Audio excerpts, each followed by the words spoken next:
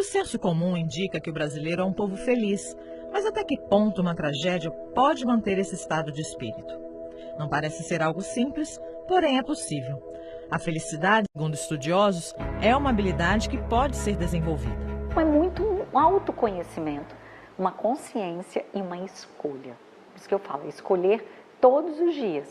Tem dia que você fala, nossa, hoje o mundo inteiro está me dizendo que está difícil, mas eu vou lá, eu vou seguir adiante, vou usar as minhas ferramentas e vou fazer o meu melhor. Agora, também se respeitar, sabe? Não tentar fingir uma alegria ou uma felicidade que não existe. E quem fala sobre o tema não é apenas uma especialista em felicidade. É uma publicitária que tirou de experiências traumáticas um novo sentido para a própria vida. Em todos os momentos, apesar de ter sido um momento, claro, de muito sofrimento, eu conseguia olhar um lado positivo, ou seja, meu filho está vivo. E todas as vezes que eu sinto essa vontade, essa tristeza, eu sinto essa... Né, porque somos humanos e passamos por situações muito difíceis o tempo inteiro. E eu lembro, meu filho está vivo. Mas isso foi uma capacidade que eu adquiri, que eu fui adquirindo essa capacidade, essa resiliência, eu adquiri através dessas práticas, não foi algo que eu nasci. E essa é a beleza do processo, desconstruir um pouco essa visão que a gente tem de felicidade, de vidas perfeitas. A gente sai dessa fantasia e entra num estado de protagonista. Você sai daquele papel de vítima da circunstância, ou seja, eu sou vítima do que aconteceu, das pessoas, e se coloca num papel de, não, eu sou senhora do meu destino, eu escolho, eu não escolho o que me acontece, eu não controlo o que me acontece, mas eu posso controlar a forma como eu reajo a esses acontecimentos. E é exatamente nesse controle que está todo o nosso poder. Então você se coloca numa posição de liberdade para inclusive decidir como você reagir. E isso não significa ausência de tristeza. Eu acho que é um ponto muito importante. Existe uma grande confusão entre felicidade e alegria, né? As pessoas acham que são sinônimos e não são. Alegria é uma emoção, assim como a tristeza, que é passageira. Então, ao longo do meu dia, eu posso ter momentos de alegria, eu posso ter momentos de tristeza, eu posso ter momentos de medo, raiva. Natural que seja assim. Felicidade é diferente. Felicidade é um estado de ser, é um estado de contentamento. Quando você tem um estado de plenitude, né, de uma percepção de uma vida que vale a pena ser vivida, mesmo que essa vida seja imperfeita. Se eu quisesse mudar o mundo, essa transformação, essa mudança deveria começar dentro de mim. E aí o que aconteceu? Por quê? Por que eu estou falando dessa transformação? Porque apesar de ser empresária, sócia de uma agência, bem-sucedida, eu tinha uma vida muito boa, eu era infeliz. E eu me sentia meio culpada por me sentir infeliz, porque eu tinha uma vida muito boa, não tinha motivos. E a nossa sociedade toda é construída em cima disso, né? Pessoas bem-sucedidas, né, são felizes, né? Tem esse estereótipo. E a gente sabe hoje que não necessariamente. O primeiro grande impacto para a Flávia da Veiga foi o desabamento da área de lazer do Gran Parque, prédio onde morava e cujo incidente deixou uma pessoa morta. A publicitária, que já não se sentia bem, desenvolveu um quadro depressivo. Foi quando, em 2016, em julho de 2016, que eu sofri o trauma lá no Gran Parque, né? Quando eu estava em casa, quando eu tive toda a área de lazer do meu prédio destruída. E naquela ocasião eu tive o que os psicólogos chamam de uma sensação de quase morte. Eu tive um estresse pós-trauma e eu entrei em depressão. Nisso que eu entrei em depressão, é como se eu tivesse tido um insight. Ao mesmo tempo que eu entrei em depressão, eu senti uma urgência e uma vontade muito grande de ser feliz. E eu não sabia como ser feliz, eu fui aprender. Eu tinha esses estudos muito como hobby, mas em março de 2019 foi quando meu filho foi baleado e naquela ocasião ficou paraplégico. E ali foi o momento para mim da minha virada. Ali eu entendi a importância desse tema, ali entendi a importância do meu aprendizado e foi ali que eu tive um grande desejo e coloquei isso como missão, de compartilhar isso com o maior número possível de pessoas, porque foi o que me ajudou na ocasião, foi o que me salvou e que me ajudou, inclusive, a eu conseguir cuidar do meu filho um pouco melhor.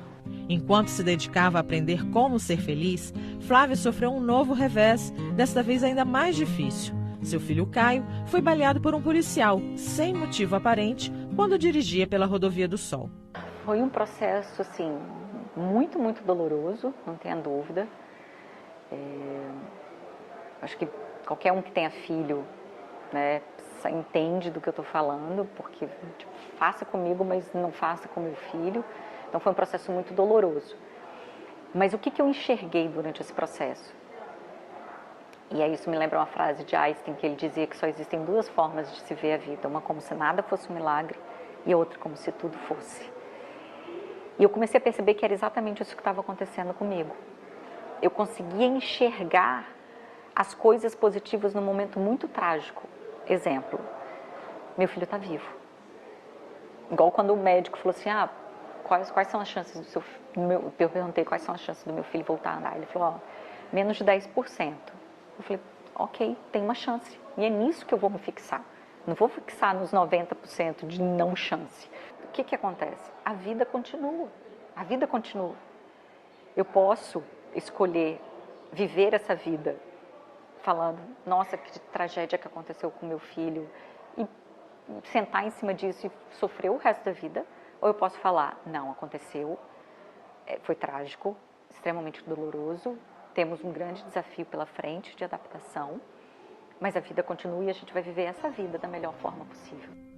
O filho da publicitária ficou paraplégico e, por mais complexo que seja lidar com essa nova condição, as habilidades que desenvolveu a ajudam no dia a dia e até mesmo no suporte que oferece ao Caio. Na hora a gente não entende, na hora a gente só quer evitar a dor, a qualquer custo. E isso não é saudável, nem para a felicidade, inclusive.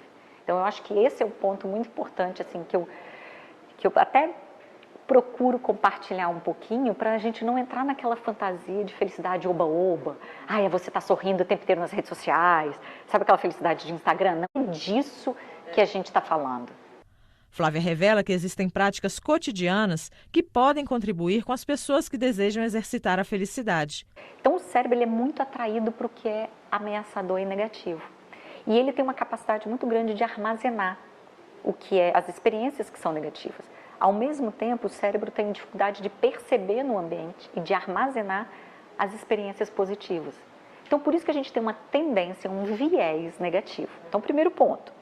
Só que nós podemos fazer com que o cérebro trabalhe diferente. Igual a gente treina o corpo, a gente vai para a academia e faz exercício, a gente pode treinar o cérebro para que ele passe a escanear, a enxergar o mundo por um viés mais otimista e mais positivo. Mais uma vez, não é fingir que não existe. Ser otimista não é enxergar as coisas de forma poliana ou irreal, não. É enxergar aquele acontecimento, eu sei que isso existe, eu sei que essa dor existe, eu sei que esse é um problema e eu vou lidar com ele. Mas tem um lado positivo, eu posso lidar com ele de uma forma melhor. Então, uma prática muito simples, que é uma dica que eu dou que é muito simples, mas é muito eficaz, é a prática da gratidão. A gente está chegando agora no final do ano, né? Eu acho que é um momento bom para a gente adquirir essa prática, que é você registrar e escrever no caderninho, no celular, onde você quiser, diariamente 3 coisas que você é grato. Parece aqueles conselhos melosos de livro de autoajuda, mas não é. O efeito psicológico é muito forte, porque o cérebro, como você tem que registrar, o cérebro é um órgão que consome muita energia. Como você tem que registrar, ele começa a ficar atento, meio de forma automática, ao que você considera positivo. Então ele por conta própria começa a escanear um ambiente, ele começa a perceber as situações positivas. Isso é óbvio que é com o passar do tempo, né? Quando você começa a registrar, então de preferência é importante registrar. E de preferência coisas diferentes, para que o cérebro comece a perceber a gratidão em pequenas coisas.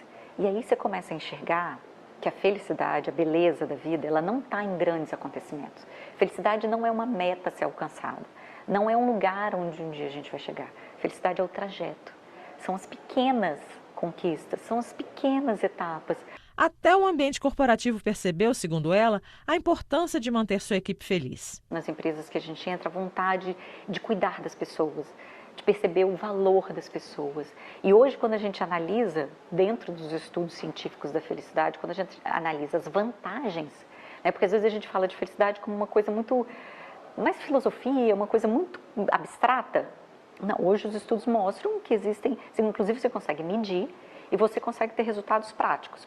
E a ciência já mostrou que pessoas mais felizes são seres humanos no seu melhor potencial. São mais saudáveis, são mais criativos, são mais generosos, são mais altruístas, se relacionam melhor, têm melhores casamentos, são mais bem-sucedidos. Inclusive a gente tem aquela ideia, né, de que o dia que eu alcançar o sucesso eu vou ser feliz, né? O que os estudos mostram é o oposto. Pessoas mais felizes tiveram mais chance de alcançar o sucesso. Então o mercado corporativo começou a enxergar isso e começou a perceber e querer cuidar das pessoas, porque todo mundo sai ganhando. Por isso que eu falo que esse é um universo maravilhoso, porque é ganha-ganha. Ou seja, você pode ter uma equipe mais produtiva, mais criativa, mais engajada, fazendo essas pessoas felizes, contribuindo, né? Você não é responsável pela felicidade deles, mas contribuindo, dando as ferramentas para que eles possam exercitar sua própria felicidade. Ela faz uma análise sobre a relação dinheiro-felicidade, que corrobora uma pesquisa da Fundação Getúlio Vargas. A pandemia deixou o brasileiro mais triste, particularmente entre os mais pobres. Ter muito dinheiro não garante felicidade, mas a ausência de dinheiro prejudica enormemente a felicidade. Ou seja, se as pessoas estão num estado de extrema pobreza, elas não têm acesso à saúde, educação, moradia, alimentação, as chances dessas pessoas serem felizes são muito pequenas. Apesar de que a gente percebe que existem, inclusive, muitos países, que são países subdesenvolvidos, que têm um grau, uma percepção de felicidade bem elevada. Mas é muito mais desafiador, é muito mais difícil. Tem vários estudos que mostram assim, quanto você ganha? Vamos dizer que você ganha 5 mil reais. Quanto você precisaria ganhar para ser feliz? 10 mil. Ah, tá bom. Aí pergunta para a pessoa que ganha 10 mil. Quanto você ganha? 10 mil. Quanto que você precisaria ganhar para ser feliz? 20 mil. E aí vai. As pessoas querem sempre estar no próximo nível, comprar o próximo carro, a próxima casa, a próxima viagem.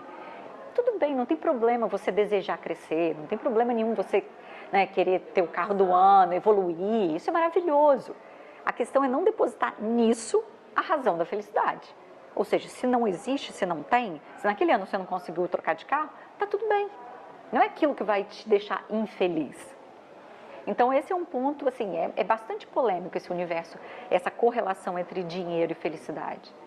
Para o filho, Flávia guarda palavras de incentivo, que também podem servir a outros que vivenciam dramas pessoais. Eu falo muito para ele, assim, a gente conversa sobre isso, muito que ele possa ter, independente se um dia ele vai voltar a andar ou não, mas enquanto isso que ele possa ter a melhor vida que ele puder ter. Então uma coisa maravilhosa que ele está fazendo, ele está nadando, né, agora ele é atleta, ele nada aqui pelo Álvares, participou do Campeonato Brasileiro, participou do campeonato regional, aí ganhou 3 medalhas de ouro e aí se classificou para uma etapa do Brasileiro. Então, assim, ele foi, né, vem nessa tentativa de ressignificar também, de buscar saídas para conviver com essa nova realidade. E para quem deseja felicidade, a publicitária chama atenção para a necessidade de se viver o hoje. A gente tem essa tendência de esperar o amanhã, né, para ser feliz, ou esperar o dia que eu vou casar, ou o dia que eu vou ganhar na loteria, ou o dia que eu vou tirar férias, ou o dia que eu posso voltar a andar. É viver o hoje, ser feliz hoje. A gente não sabe se vai existir amanhã, né? Eu acho que essa pandemia mostrou muito isso pra gente. A vida é isso, né? Ela é extremamente frágil, um dia a gente está aqui, no outro dia não está mais. E aí a gente fica adiando essa felicidade. Será que eu fui feliz hoje?